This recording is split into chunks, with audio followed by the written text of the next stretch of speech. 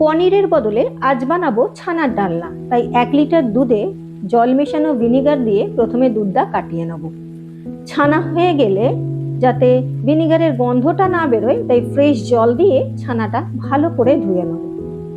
এরপর ছানাটা একটা থালায় নিয়ে ভালো করে হাত দিয়ে গুঁড়ো করে নেব। তাতে দেবো 1 চামচ ময়দা, 1 চামচ চিনি, হাফ চামচ নুন, একটা কাঁচা লঙ্কা কুচানো। তারপরে ভালো করে হাত দিয়ে সবগুলো মেখে নেবো ময়দার সাথে।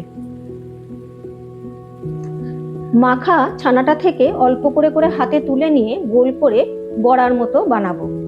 সবগুলো ওইভাবে বানিয়ে নিলে গরম তেলে হালকা ব্রাউন করে করে বড়াগুলো ভেজে নেব।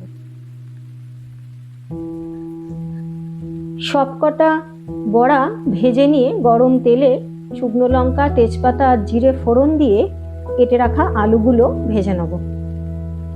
অল্প নুন দিয়ে তারপর দিয়ে দেবো টমেটো বাটা। এরপর নাড়াচাড়া করে দেবো আদা বাটা, হলুদ গুঁড়ো, লঙ্কা গুঁড়ো, ধনে গুঁড়ো, জিরে গুঁড়ো আর অল্প গরম মশলা। মশলাগুলো ভালোভাবে মিশিয়ে নিয়ে তাতে দিয়ে দেবো হাফ চামচ নুন আর কাজু বাটা। মশলাগুলো ভালো করে কষে নেওয়া হলে হাফ গ্লাস জল দিয়ে আলুগুলো সিদ্ধ হতে দিয়ে দেবো।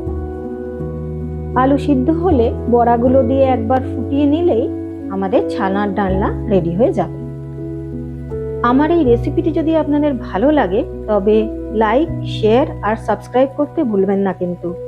দি গুড কুক টেলস খুব শীঘ্রই আবার নতুন কোনো রেসিপি নিয়ে আপনাদের সামনে হাজির হবে। ততক্ষণ ভালো থাকবেন, সুস্থ থাকবেন।